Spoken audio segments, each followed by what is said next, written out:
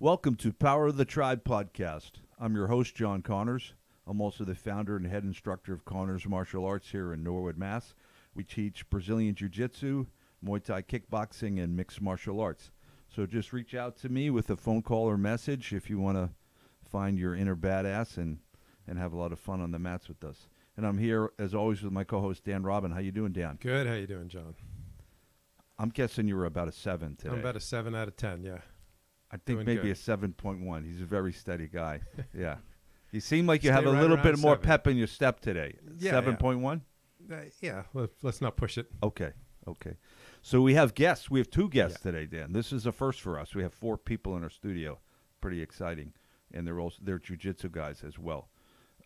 So I'll just announce them right now. I'm here with John Thomas. He's the founder of Tap Out Cancer Tournaments. And he's with his friend Dave. Dave, I don't know your last name. What's your last name, bud? Get right up to the microphone, man. Dave Bannon. Dave Bannon. So they stopped by the gym. They did a little rolling, and now they're here in the studio. Welcome, John. How you doing? I'm more of a 9 out of 10. He's a 9. Yeah. See, I'm not sure I believe you. Dan, you got to give John your am. take on the 1 to 10. I just think everyone inflates the scale. You think so? Because I'll say 7 and people go, "What's wrong?" I thought it was bad. Yeah, no, I thought it was exactly. like. See? People definitely don't use 5 as an average. Yeah, that's what I'm. 7's like the average, right? See, you're right on top of my. That's what I'm saying. Oh, I thought it was like, it was a cloudy day. You could be think better. he might be a 9 anyway. mild mannered. Some positive I'm definitely energy. a 9 right now. Some Yeah, people yeah, walk I'm around excited. at 9. Awesome. I think I walk around at 7. It's not I bad. got training's done. I get to look forward to dinner tonight. Yeah. You checked off a lot of things. On your... Yes, my to-do list. Yeah, I drove. I woke up. I drove here. Trained. That's like 3 things. You're killing it. Yeah. Yeah. Brush teeth. So, John, we're going to talk all about the tournament, Tap Out Cancer, and the history of it. And I know you guys have one coming up March 30th in New Haven. Mm-hmm. But I had sent you our interview question. So I read this question from Peter Thiel's book, and I bounced it off Dan. I said, what do you think about this as an interview question? So we've had it on our docket to ask all our guests this question, and I think we've never done it, Yeah, of we've- course. Yeah, we're the most unprepared people possible. But I sent you the question. You said you have an answer, Mm-hmm. a couple answers, and I'm really, really intrigued. So let me throw the question out there. I'm going to read it so I don't mess it up. What important truth do very few people agree with you on? And this is a tough question because, it's just not something that's Democrat, Republican, not like a binary thing. It's something that you believe and most people think you're a moron, that you don't know what you're talking about. So I'm so excited. So you had two fields. You had a broad one, and then you had one about jiu-jitsu. I want to start with the big one. What's the big truth that few people agree with you on? I don't think anyone will call me a moron for thinking yeah. this. But I think it's something that I've learned over the years, not only doing Tap Cancer Out, but just so I worked in advertising before this and like the very much the corporate world, and had a bad case of the imposter syndrome all the way through my career, basically feeling like any day someone was going to walk into my office and be like, you have no idea how to do strategy, do you? I'd be like, how did you know? What gave it away? I'm just winging it here. So I guess my truth is that nobody knows how to do anything. Nobody really knows how to do their job. Okay, and I think that that's important for everyone to know so that they sort of lose some of their inhibitions. And I've learned this also. So I got my black belt back in November, and I remember when I was a white belt looking at the black belts and being like, wow, they are superheroes. I don't understand how any of them could ever lose an MMA fight, because they have this superpower called jiu-jitsu where they can just tap anybody out. They certainly tapped me out whenever they wanted for years and years and years. And now that I'm a black belt, I realize that I am not that great, that plenty of people still tap me out. There are white belts that still give me fits. And it's like, oh, so they were all just human, just like I was, John, I love this answer. I've been thinking about this for years, Dan, this whole imposter thing.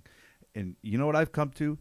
If you don't feel like an imposter, you're not doing enough. Mm-hmm. You're not pushing Yes. yourself enough. Yes. Because you're obviously within your realm that you've mastered, so you're not getting outside your comfort zone. You can't be growing. Yes. So once you step outside, you are an imposter because you haven't mastered everything, but you're on that road to mastery. Right. So I love this answer. And I think, right, and some of the biggest problems or the most problematic people to deal with in any business are the people that feel that imposter syndrome strongly, and they keep trying to prove, they start actually making themselves into an imposter by saying, oh yeah, I know how to do that. And, and if you're asked like, oh, are you familiar with this software? And you're like, oh yeah, I am, because you feel like you should be. Yeah. And you dig yourself deeper and deeper. Whereas I think you could right off the bat have said like, yeah, no, I don't know how to do that. Well, you And could probably say, would've I been don't know fine. how to do that, but will you give me a chance to learn? Let me try it out. Give me a week. I'll put my mind to it. I'll figure, like something like Right. that. And when I was in business too, and my favorite people to work with as my bosses were the ones that would say, that felt calm and would just say, oh yeah, I don't know anything about that. I'd be talking about statistical analysis and they go, Yeah. walk me through, I don't know it. Mm-hmm. And then you'd see other people that also didn't know how to do it. And they'd be like, oh yeah, I know how to do it. And then they'd be saying wrong things and getting you all tied up.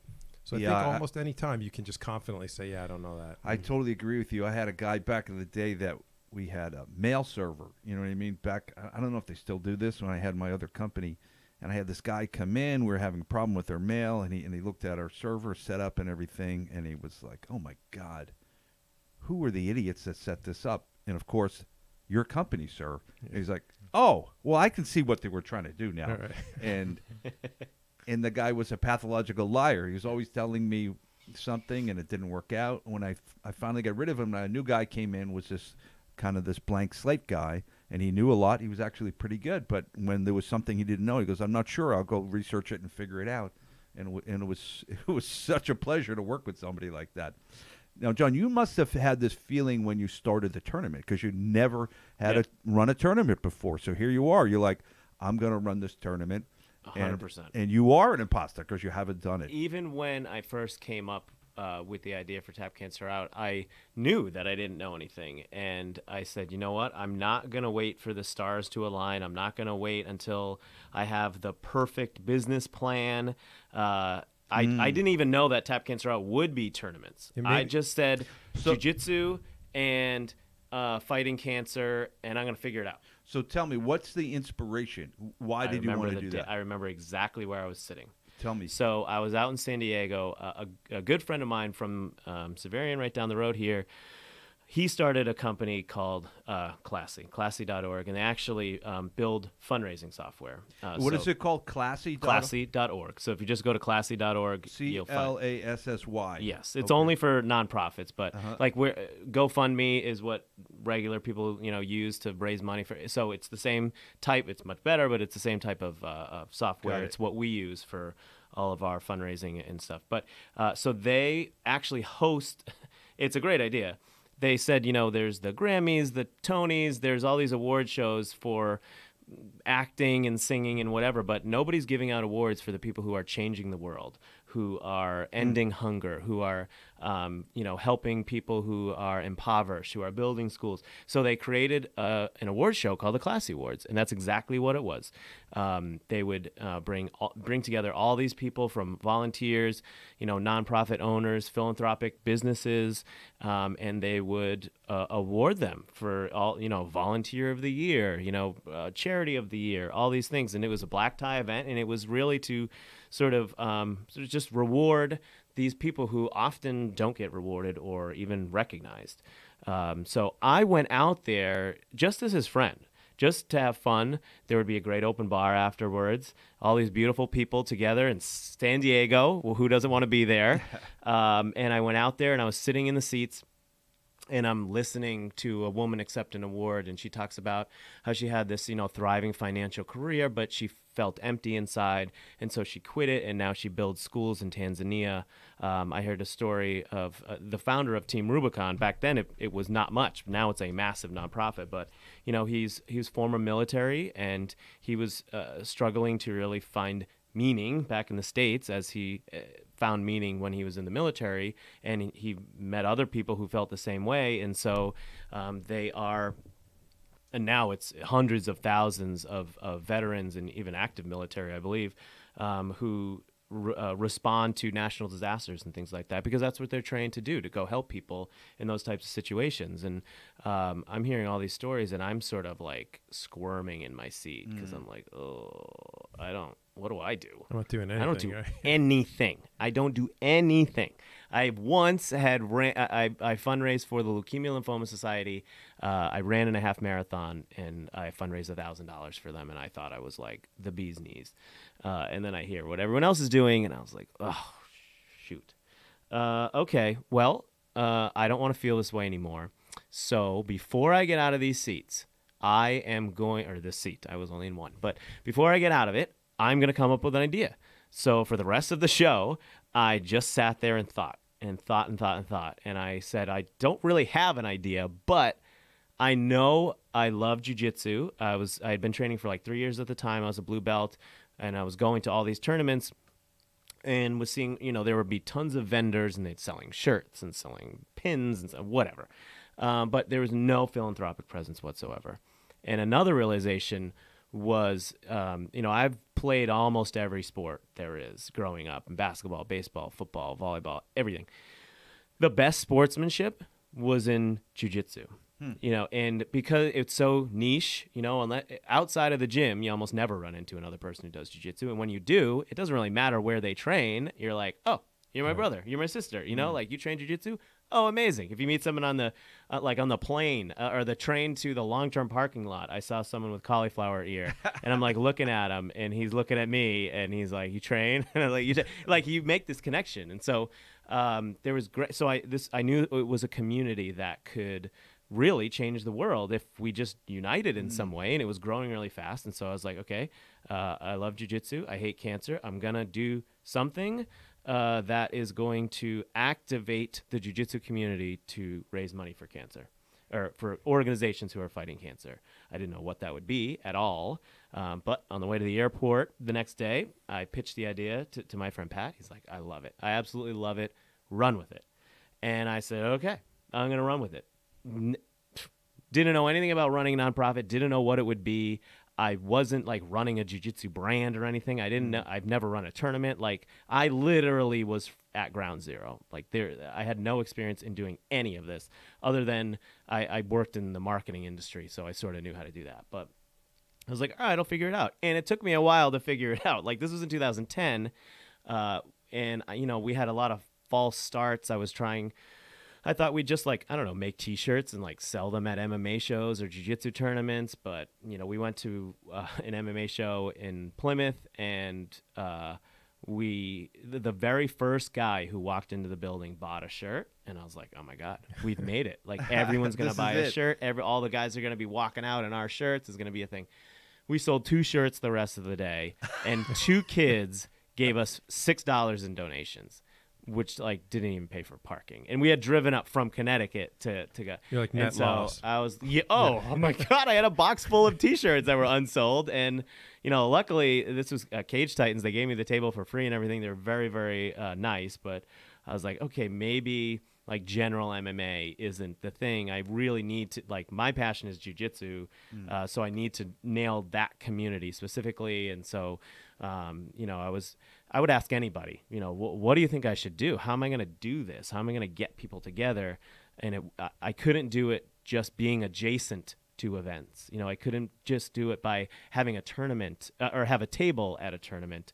Finally, my instructor, I train at American Top Team in Danbury, Connecticut. My instructor, Luigi Mondelli, said, forget all the tournaments, because a lot of them were saying, yeah, come to our tournament. You can pay $500 for a vendor table. I was like, well, I just made $66 at this last tournament. I don't have $500 to give you. So my instructor said, just host your own tournament.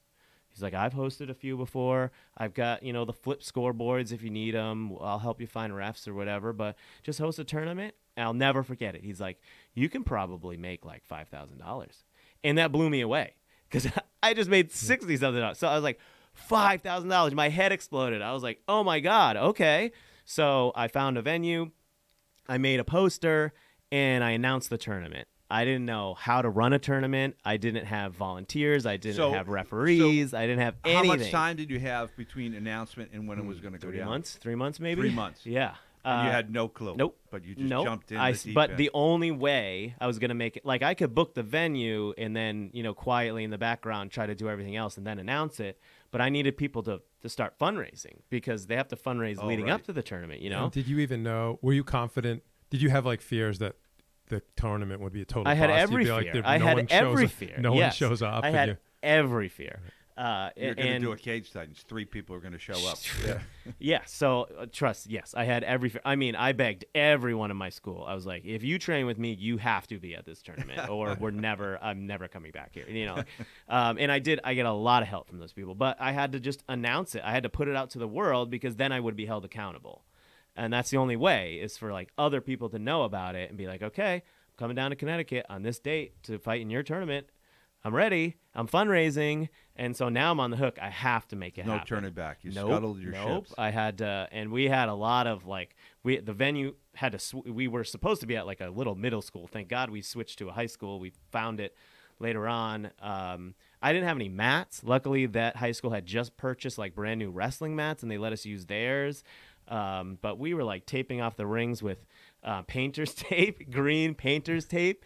I didn't even have all the referees I needed until that morning. Like my brown belt teammates were coming in, and I was like, "Will you please referee? I thought we were gonna have more, and then they didn't come." And but it's everybody interesting stepped how up. you find a way though, and the universe kind of helps you in your and your path it like really this. other than so I had to handwrite all the brackets, which is so archaic now looking back on it. But that started us like 40 minutes late or something. But otherwise, it ran flawlessly. Nice. Like we didn't have any like major issues. We got everybody. How many out competitors there. did you have more or less? It's like 200. 200. Yeah, 150, 200. And how much did you make? So we fundraised $17,000. So I thought even more than tripled what exactly. your So our goal instructor- was 5,000, and we blew that away. And then I was like, okay, well I'll reset the goal to 10,000. We blew that away, 15,000. So we got to 17,000. And so at that time, it was just an unheard of number for me. And I was like, oh my God. Like in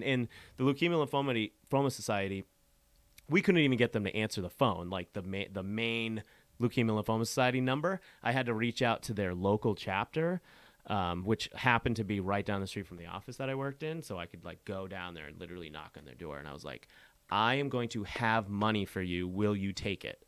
And so they're like, of course. But I couldn't even get I was trying to tell the main sort of Leukemia Lymphoma Society that, and they wouldn't even. They were like, wait, jiu-jitsu? So I Yeah, that's what I was that's- going to say. Was there some negativity surrounding Yes, jiu-jitsu 100%. and There MMA? was. Oh, 100%. We get negativity with the venues we talk to. Like this week, we've done this for 7 years, and we still have venues who are like, And what jiu-jitsu? What are they thinking? They're just ignorant. They don't understand Yes. jiu-jitsu? Yeah, they think we're gonna set up a cage and people are gonna Bare-knuckle bare fight. knuckle fight. Huh. Yes, and I say, and especially when we deal with high schools and stuff, it's like you have a wrestling team, right? Like Literally the same thing. Yes, yeah.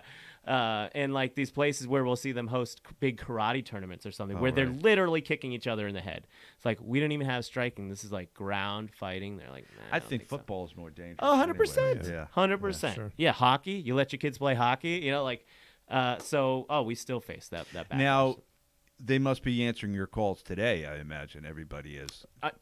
For the most part, yes. Yeah. So in terms of our beneficiaries, now they come to me, which is nice.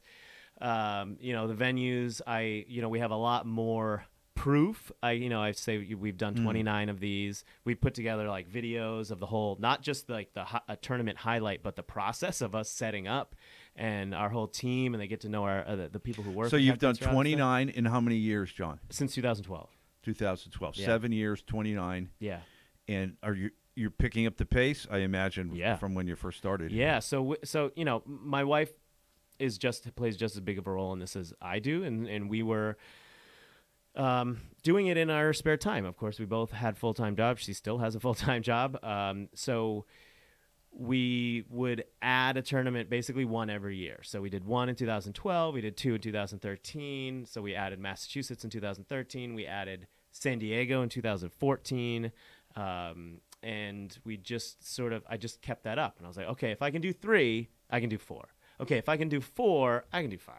Yeah, but eventually, both her and I were running out of like days off to do that, because you got to take a day off on Friday, rent a U-Haul, pack up the truck from storage, drive down there, set up, run the tournament, and then I'm back at my office on Monday, and nobody knows that we just raised $150,000 or something. And, I get back But to you the office spent your and whole I'm a weekend nobody pretty again. much. Yeah. Yeah. Oh yeah, and Yeah. we're exhausted, and we either drive back at like 1 a.m. on Saturday night or early Sunday morning. We have kids, so they've got to stay with our their grandparents, and so it was like a whole thing. And so eventually it got to a point where, like, so we obviously have a good business model. Every year, each tournament gets bigger and bigger exponentially. We're starting to hit a plateau in terms of competitors, because there's just so many competitors out there, but the fundraising keeps going up. The fundraisers get better at doing it. It becomes a yearly thing for them. The way we inform them and teach them, and the tools that I supply get better and better each year, because I didn't know what I was tools doing. you supply for them to fundraise. Even now, every fundraiser, when they sign up, will get a series of 5 or 6 emails. One tells them exactly how to set up their page. Another tells them, 3 tips. Like, I interviewed our top fundraiser of all time and said, like, what did you do? And he gave us like a rundown of what he did. We turned it into a little article, and so now they get that. Everybody's back in 2012, Instagram wasn't a thing. It is now. Everybody shares like pictures of their fundraising page on Instagram. So here I give them an email that says, 5 tips to fundraise on Instagram. Put your link in your bio. Share it in your story. Like all these little things. Everything I've learned along the way, all the knowledge that I've learned from fundraising, and it's not what I've done as a fundraiser. I do fundraise once a year for Tap Cancer Out, for the Connecticut tournament actually, but I'm never the top fundraiser. Like, there's always other people who are beating me, so it's what I'm learning from them. The kids are incredible. Our top fundraiser last year was an 11-year-old boy. He raised over $7,000. Wow. And that was at our Massachusetts tournament. And he has already started his fundraising for this year. His birthday's coming up next week. His name's Cody Alessi, and he has donated his birthday to Tap Cancer Out. He just wants donations to his Tap Cancer Out fundraising page. It's incredible. Let me ask you this, John. I have 2 big questions I want to ask you. The first one is, what have your beneficiaries told you about the impact you're making? You know what I mean? What can you tell me about that? So that's a really important aspect, especially now when we evaluate our beneficiaries. I need to not only have a lot of transparency into where our money is going, but I want to be able to choose where our money is going. Beneficiaries, or a lot of nonprofit organizations or cancer fighting sort of nonprofits, dispense their money in different ways, and some are much more open than others. So this really started, with Leukemia Lymphoma Society. I just needed to find somebody to take our money. So, but of course what was good about that was I knew it was going to their Connecticut chapter, so I knew it was impacting the services that they provided to sort of the southern New England area. Then after that, we partnered with St. Baldrick's, and that was really the first time where they said, here's a list of all the grants. They're going to be funded. All these grants are going to be funded, but you can pick one, and we can call it, the Tap Cancer Out St. Baldrick's grant. And so what we did, or you can pick a number of them, not just one, because we had raised enough money to fund a number of these. So I wanted to pick the ones, and they fund them all over the country. So I want to pick the ones that are in the places where we have tournaments. Right. So we had a grant at the Children's Hospital in Boston, in the Dana-Farber Cancer Institute, the Yale New Haven Hospital, of course, Johns Hopkins, which is not where we had a tournament, but that's where my nephew was treated when he had leukemia. Now, is that why leukemia is important to you?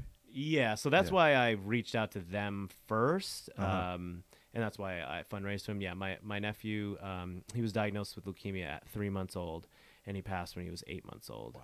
So it was really, really hard on our family, and what always stuck with me was the last time I saw him in the NICU, and I hadn't seen him in a while because he was not in a condition to be seen, but we had to say our goodbyes. So I went in, and what I saw laying there was not my nephew. Like, he was 8 months old, and he was as big as a 5-year-old. Like, just all the fluid and everything. He was bigger than his older sister, who was 3 at the time. it didn't even like look like him anyway. And I just was like, we were praying and wishing and hoping, and he didn't have a chance. Like he did not have a chance. This devastated him and took him in within 5 months. Like, and I felt so helpless. Like, my thoughts and prayers didn't do anything for him. So I need to do something more concrete. I know I can't save him, but maybe I can save someone else or be a part of that or something. And I know that the grants that we fund, and so that's what we primarily fund with all of our beneficiaries. And so in all of them, we get to select the grants. Something interesting with our beneficiary now, which is Alex's Lemonade Stand, which coincidentally also is pediatric cancer, which is not what we always benefit. Our prior one was Pancreatic Cancer Action Network, right? And that's actually older people generally get that, but it's one of the most devastating cancers there are. And I thought it was perfect for jiu-jitsu because we're not afraid of any fight, so why not take on the toughest cancer? But with Alex's Lemonade Stand, not only are we funding a number of grants, research grants, but they have a travel for care program. And what people don't realize is, like, obviously the research and the treatments and hopefully a cure someday is really important, but what about getting to it? Let's say you are a single mother of 3 living in Houston, and one of your children has cancer, and the only life-saving treatment is in New York. How are you going to get there? Is just money gonna? Are you gonna go to the money tree and fly? What are you gonna do with your other 2 kids? Who are they gonna stay with? Like, there are children dying because they cannot get to the treatment. So the Travel for Care program will fly and pay for everything, fly them out. That's awesome. Put them up in housing so they can get the treatment that they need. So it's not only like finding the treatment, but getting people there. Even just gas cards. Some people are traveling hours and hours a day just to get their kid to chemo, and gas is not cheap. So that was really impactful because it was something I never thought of. You never think about this. You just want to find the cure, but there are other issues when you are a family whose child has cancer, or just a family who anybody has cancer in it. There are things that everybody deals with, and it's beyond just getting to the treatment. Yeah, I imagine, first of all, you're dealing with this horrible diagnosis, and I'm sure it's sometimes technical, the treatments, and it's confusing. And there may be, like, you have to make decisions on treatment that are challenging. And then on top of that, you have these logistical things and expenses. So to have that taken care of, it's got to be an amazing benefit for sure. Yeah. Yeah. Now, do you, with each tournament, you have to make decisions on recipients, or do you do it by annually? We have so up until now, we have chosen a new beneficiary every 2 years. We started with Leukemia Lymphoma Society, then St. Baldrick's, then the Pancreatic Cancer Action Network, and then last year and this year is Alex's Lemonade Stand Foundation. In the future, that might change. I don't know if our next beneficiary is going to be one single beneficiary for 2 years. We just donated $465,000 to Alex's Lemonade Stand at the end of last year. Obviously, at the end of this year, it'll be a lot more than that. So now the numbers are getting really big. To a point where we're talking about, I don't really have a plan, but we're talking about maybe it's time to have more than one beneficiary and give the fundraisers the opportunity to choose which one they would like their fundraiser to benefit. So maybe one is breast cancer, maybe one is a different type of cancer, so that's something we're throwing. So it will evolve over time, but for now, it's one every 2 years. That way we can form a partnership. It's the search for a new beneficiary is cumbersome and tiresome and stuff, so I don't want to do that every fall. So that's why we changed it to 2 years instead of just one. But so that's how we've done it this year. So now, March 30th, Dan, they're in New Haven. So I'm going to encourage everybody to check that out. And when are you in Massachusetts next? It will be the weekend in November. What is it, 23rd? So late November. It's always the weekend before Thanksgiving. The weekend before Thanksgiving. The Saturday before Thanksgiving, That's which a great I think time is to November do it. 23rd. This year. Yeah, already booked. We're back in Massachusetts. And And where are you? What's the location? At St. John's Prep, In where we've Danvers. been since 2013. It's a Yep. great location, Dan. We were talking about it earlier. It's got nice space, plenty of room, beautiful facility up there, beautiful school, Yeah. and we've been up there for a number of tournaments. Yeah, it's really a great place to have a tournament. They've been very kind. They donate their facility to us every year. Oh which wow, I will say that's fantastic. they're the only venue who does that.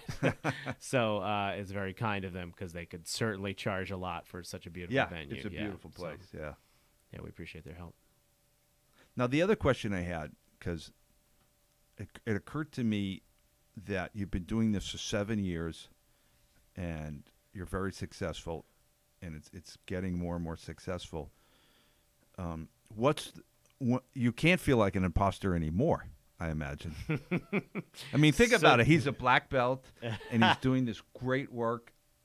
I'm squirming in my seat here listening to you. I'm having that experience you had. So you don't feel like you're an imposter at anything right now. I 100% do. So Dave and I were actually talking about this. So Yeah? so we just hosted our 29th tournament, which was our tournament in San Diego. So if you ask me, do I know how to run a tournament now? The answer is yes. But first of all, the morning of every tournament, I'm terrified. I'm terrified. I'm as nervous as I am when I compete in a tournament. It's because let me vouch for John here, Dan. He really cares about having a really well run tournament, Yeah. and they are really well run. And there's a wide variety in tournaments as for the experience. Yes. So you can have one that's in a cramped, crowded, disgusting facility and running really late, or you can have one in a nice facility and it's run on time and it has good officials and So it's just done I've been well. to a handful of tournaments, and then my son wrestled, and I went to a handful of wrestling tournaments. Yeah, huh? Pretty much all I ever saw was cramped, crowded, running late. chaos. I was at a Yes. wrestling tournament where they just had to start scrapping. You know, like they were like, they did the math, and they were like, this is going to go to 4 a.m. if we, and they just started like scrapping whole matches. Saying let's just go straight to the finals. that and, definitely they were just like, happens, yeah. we can't even do the rest of this But tournament. so not only is he doing great things, raising these funds, but he's running a great tournament. So that's what I was thinking yeah. of.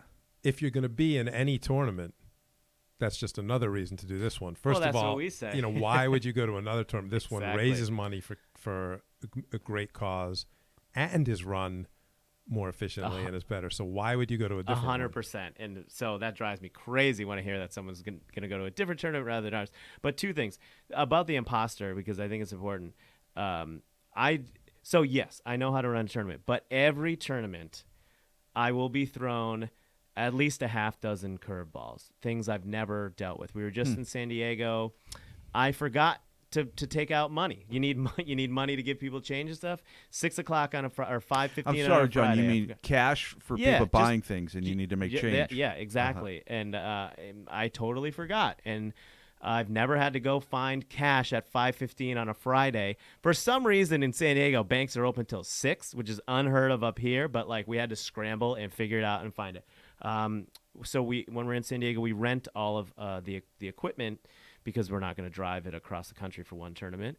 And the guy we rent it from, I forgot to ask for his scale. So we didn't have a scale that morning. And so now we're frantically running around. How do we get a scale? Is there a CVS near here? Like every tournament has its own nuances. The printer seems to never treat us well. Okay. Never. So we always have issues with that. So like, no matter how well prepared we are, something is going to throw us off balance and we need to react, and I need to figure it out, and I lean on everybody else to help me as well. It's not just me figuring it out, but so I'm always nervous. I never know what problem is going to arise. Dan, I think there's a special anxiety to a live event. You know what I mean? Oh, that yes. It's just like nothing else. I used to be in a business where we translated languages, and sometimes we'd have to do interpreting at an event. And if all of a sudden your Russian interpreter decides to leave because he doesn't want to do it, it's just a nightmare. Yeah. So it's so much anxiety that because you have this fixed window of time where stuff has to be done, and that's all there is And to there it. are so many potential bottlenecks. Like if we don't have a printer, I'm not sure the tournament happens. If the network craps out, there's no tournament. Like our whole tournament like- system that we use, Smooth Comp, is is. But you is do on the have, network. John, the idea of that very first tournament where you're laying tape down on mats. It's like figured it you out. have that. There is a way that we can do Yes. this, and we're Yes. going to figure it out. If we have to Yes. write the score on my hand while we're watching the match, we'll do Yes. that. You'll figure it out. Totally. And when it comes, so it would be easy for me to say to people, hey, listen, we're a charity. Can you give me a break here? I know the refs aren't the best refs in the world, but, come on, not that, but I could use that excuse. Listen, we don't have the best equipment here. I know this isn't the best venue. We might be running a little late, but come on, we're all here for a better cut. Like, I could just lean on that Interesting. excuse. So you don't have that people are culture like, of like okay. a nonprofit, And like no, too laid back. I want to be the best tournament out there, period. Oh, and by the way, we're the most philanthropic jiu-jitsu tournament in the world. I want to be both things. Now, we are definitely the most philanthropic and the most impactful. Are we the best tournament in the world? Probably not yet. But we're always striving for it. And I can tell you we are much better than most tournaments. So I hold all of my team accountable. They understand that that's what I strive for as well, that's what I expect. I mean, I try to lead by example. I work as hard as anyone else is working at, when somebody pukes on the mat, I'm cleaning it up or I'm making Dave clean it up. It's not like some random volunteer. I'm just ushering it out. Like, I try to show them I want you. I hope that you care about this as much as me. I know that's impossible. I know that I will care about this more than everyone else, but I'm going to work just as hard as everyone else. You're here. building a culture of Exactly, excellence and culture is and very important passion. to us. And we sort of have a Tap Cancer Out inner circle, so to speak. And there are people that I will fly out to tournaments and stuff because now we've gone around the country. We've been to North Carolina, Orlando, Austin, St. Louis, Chicago. This was all last year for the first time when I left my job to do this full time, which allowed us to sort of take it on tour. But I needed a core group of people that I really trusted to bring, and of course Dave is part of that. And but those people have to be a certain fit. Like we all set up together. We all go to dinner together. We are all together. Sometimes we all stay in the same Airbnb together. Like we all have to get along. And if there's not a good culture fit, I have to fix that. Because our tournaments live and die on all of us being on the same page. And there might be some businesses where it's like, hey, listen, you don't have to like the person next to you. Okay, just work with them, will you? And then at 5:00. You can buzz off, they can buzz off, and whatever. But when it comes to our tournaments and the weekends that we're together, you can't leave each other. We're together all the time. And I imagine working under those constraints of deadlines, and there's an event that's live and everything, and you're dealing with all these contingencies. It really must create a bond. If I'm working side by side with you, cleaning up vomit from the mat and everything else, we're going to get close, right? Totally. It totally does. And we are very, very tight-knit. And it's not all rainbows and sunshine and stuff. I'm a very intense person when it comes to making sure that this tournament runs well. I'm not always smiling. Sometimes I might snap at Dave or I might snap at Shannon. Sometimes Shannon, our bracketing extraordinaire, she might yell at me. Like we're figuring it out together, but none of us take offense because we all realize that we're just trying to put on the best event possible. And when it's all said and done and when we're all broken down and it's time to go shower and go get some dinner, like everybody's back on the same page loving each other. Nobody takes offense to it. But it's very, very important to us. And my other sort of truth, I think, is that I don't think jiu-jitsu competitors in general hold tournaments to a high enough standard. I have been to so many horribly run tournaments. Everybody has, but they post their podium pictures. They're excited. They talk about how great it was to get their medals, and then they move on. There's no Yelp for tournaments. There's where is the outrage that these tournaments are so poorly run and that the people organizing them don't care about your experience? I never see negativity about tournaments almost anywhere. But, not too much. Yeah. But as a competitor now, for the last 10 years, I've been to way more horrible tournaments than I have good tournaments, to the point where I'll probably pretty much only compete in IBJJF tournaments now because at least I know what to expect from that product. That's probably the answer to your own question. I think there's a culture where people expect it to be a horror show. Yes. And so they're not mad. Yes. Almost, they're like, oh, it's just a normal thing. It's running 3 hours late, and I'm not going to get home till 1 in the morning. Yeah, I think the other thing might influence it is that if you win, you feel so great about winning that you're not going to complain. Then if you lose, you don't want to sound like it's sour grapes or you're just a poor loser. So or you're so down about that it overshadows the fact that you were late. You're just bummed out. You're just talking about your match and stuff, and not about how it ran. And you're supposed to be a martial artist, and you can deal with uncomfortable situations and so forth. So all of that probably contributes to what you're saying. Not enough feedback, negative feedback. But as more tournaments come into the marketplace, people are going to gravitate to the ones that are doing a really good job, and I sense it in my academy with my athletes. Yeah. Yeah. So what was the discomfort? What's your new place of imposter?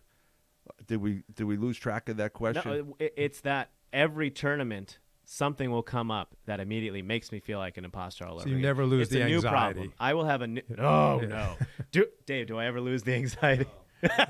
Morning I was real bad.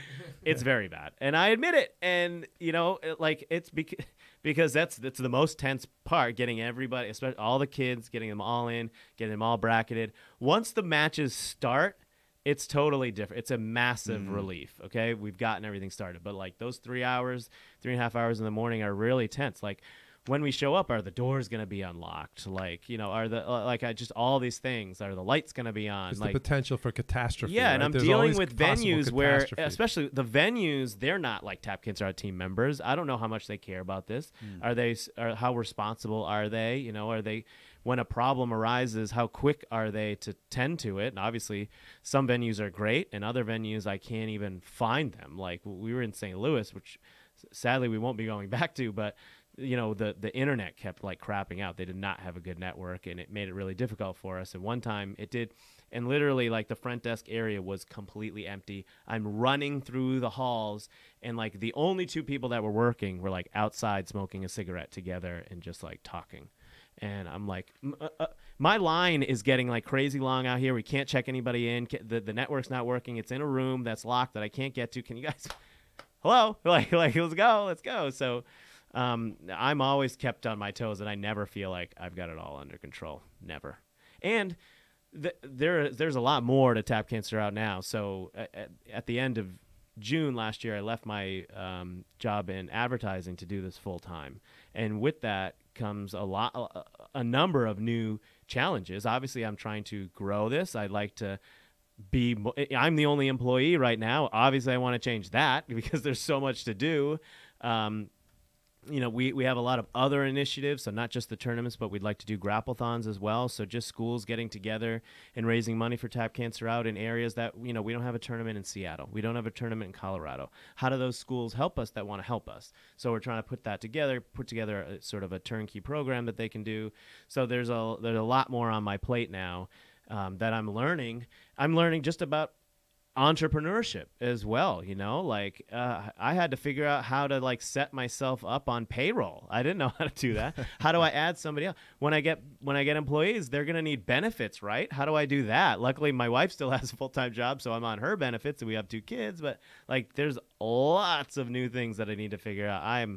I always feel like an imposter for sure. And so I'm not.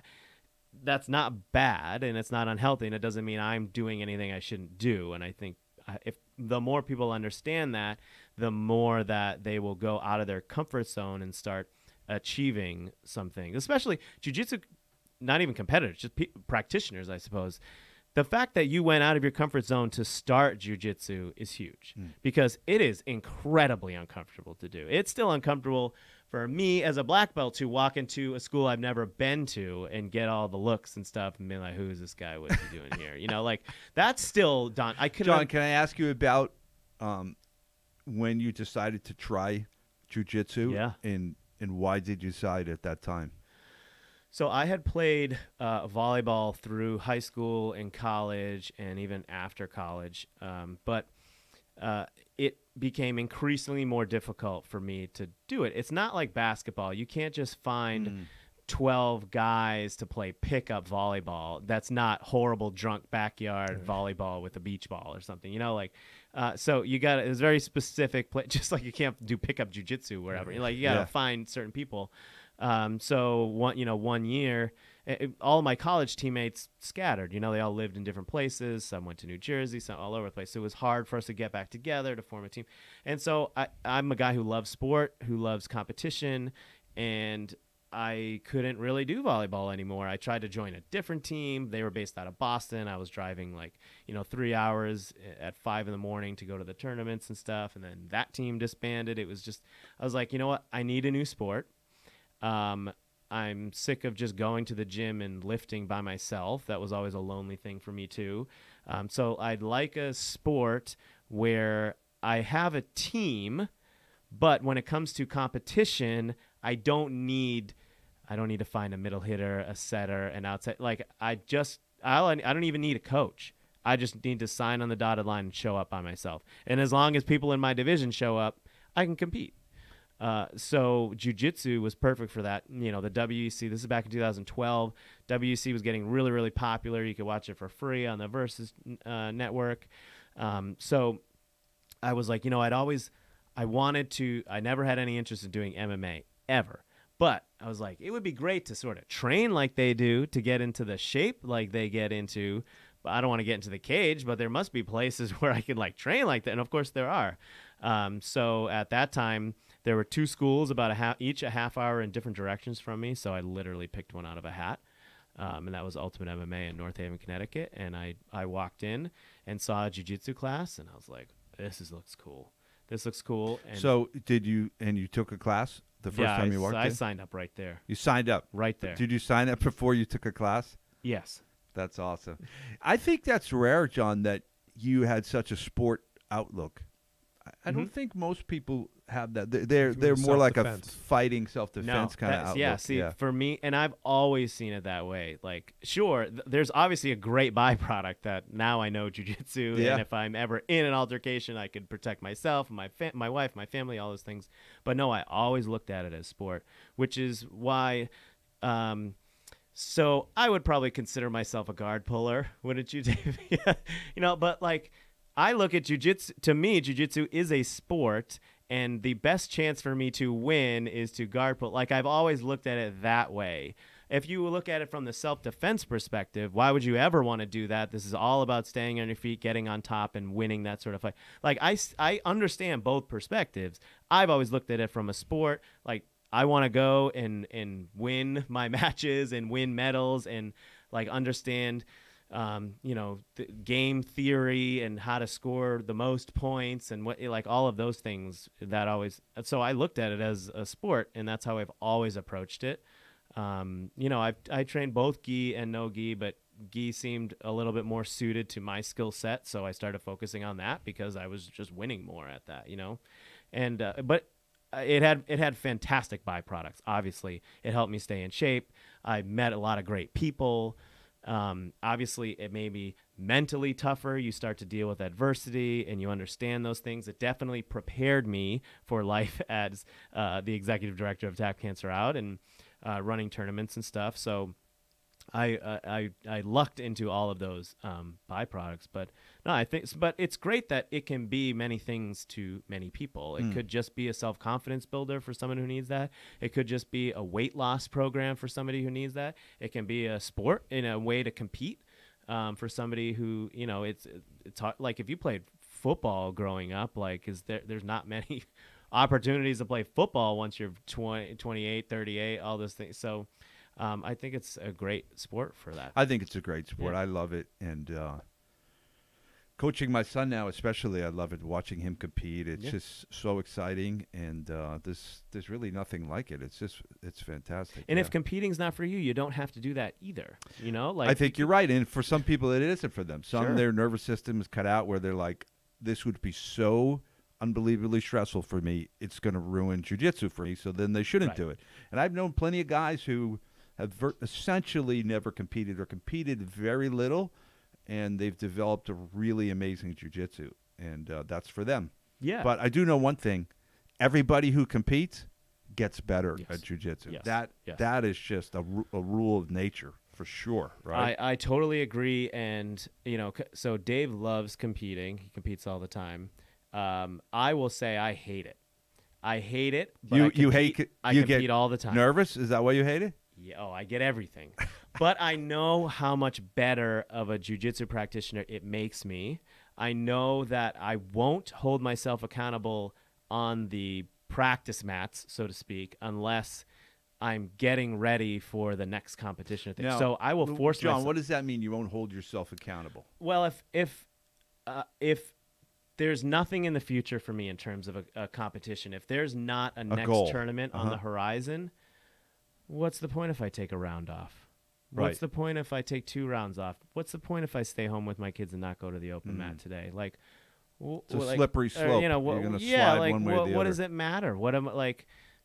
Who cares? I often feel that way. You're either getting better or you're getting worse. Yeah, then you start treating it like it's the fitness edge instead of like your local gym as opposed to an actual sport. But when I'm getting ready for something, then it's like, well, the competitors in my division are going to class tonight. I'm telling myself this. Who knows? Yeah. But like, it's a way to hold myself. You want to accountable. represent yourself in the best way possible. Yeah, you know you can't win, but you want to put a really good version of John Thomas and even out little there. Yeah. things like, so what if I accept this pass? Okay, great, I'll work out it, like whatever. But like when I'm getting ready for a tournament or something, it's like, no, nobody's passing my guard because no one's gonna pass my guard in the tournament. Like I don't ever train as hard as I do when I'm getting ready for a tournament. So one of the worst things that happened to me was getting my black belt, because now I'm like, oh well, I kind of don't want to compete as a black belt, and I quickly gained 20 pounds. We went on tour for the tournaments, and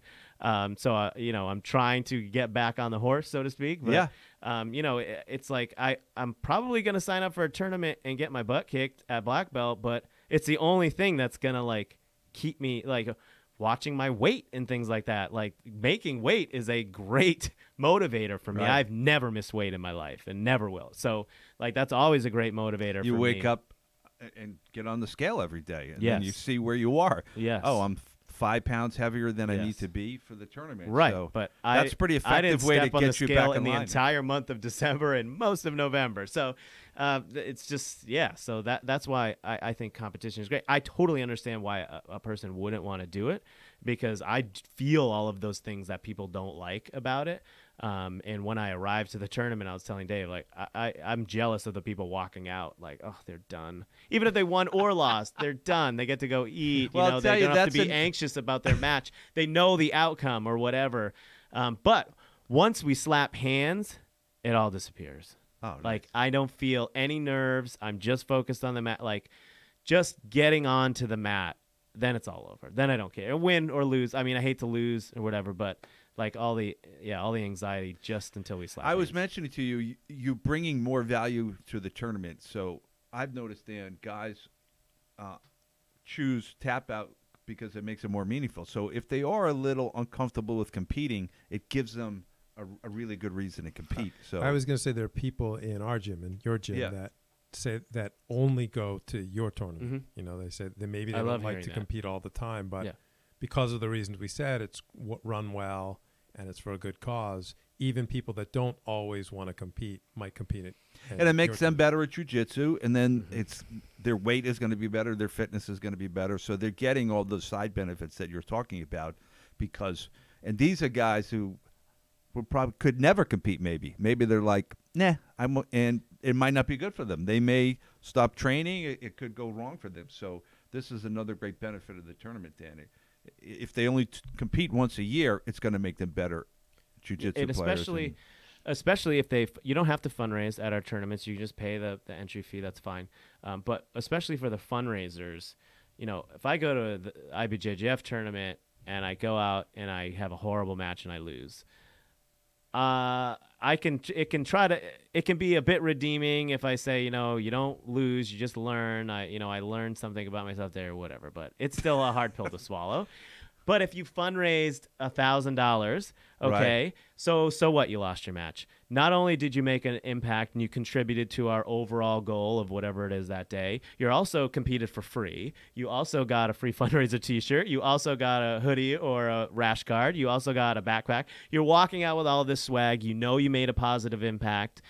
You lost. Okay, There's a lot of wins You know there, man. exactly. Yeah. There's more It's wins very than loss. hard to feel bad Yes. about a loss where you raised $1,000 for Yes. cancer, for a good cause. Yes. For My son fighting and I cancer. went to an IBJJF tournament in Boston. I forget which one it was, and we got there really early. He was competing really early, and he went out there against a tough competitor and lost. And it's like, we're done. Yes, and it is a shitty. So where do you feeling. want to get brunch? Yeah, That's how we did.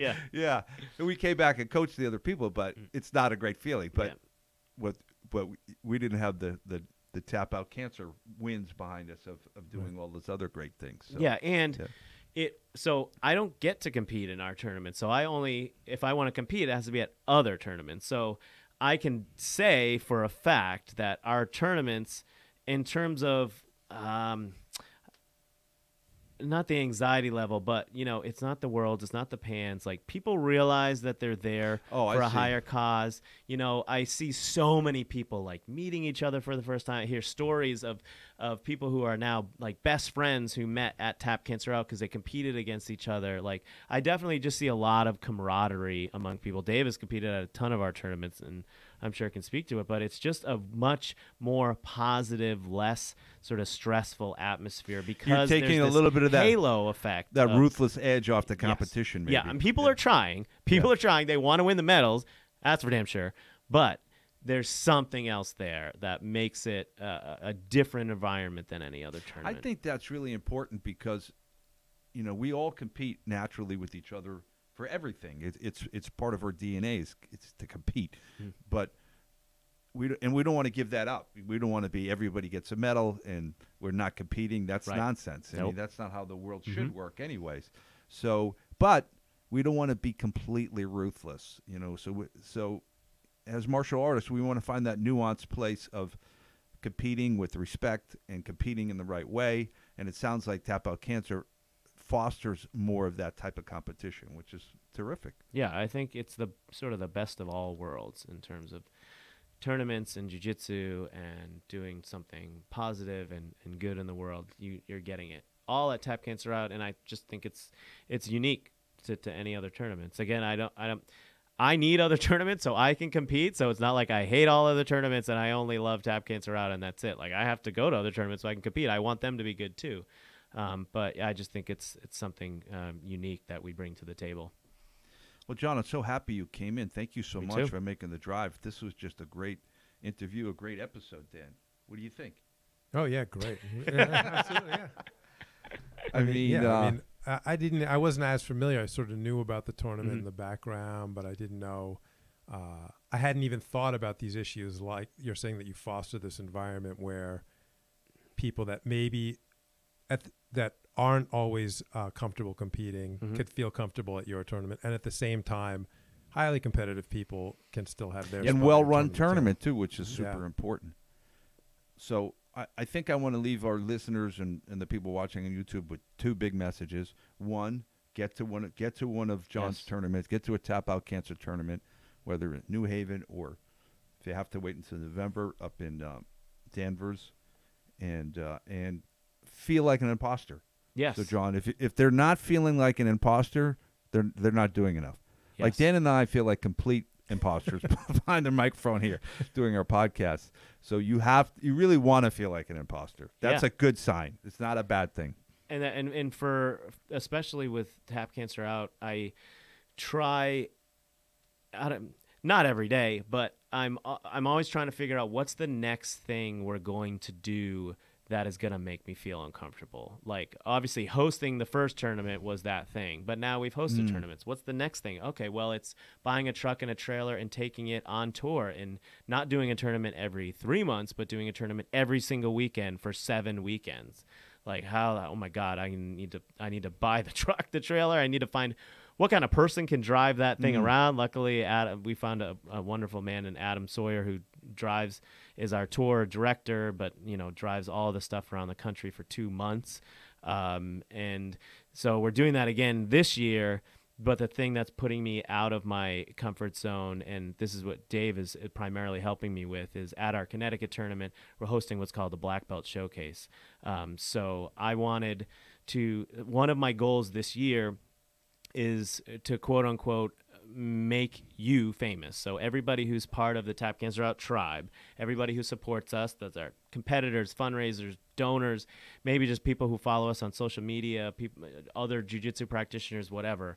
Like, I want to share their stories, because I was hearing so many stories of, people will come up to me at tournaments and tell me stories that like make me want to cry. Like, they're just incredible stories, and I'm the only one hearing it.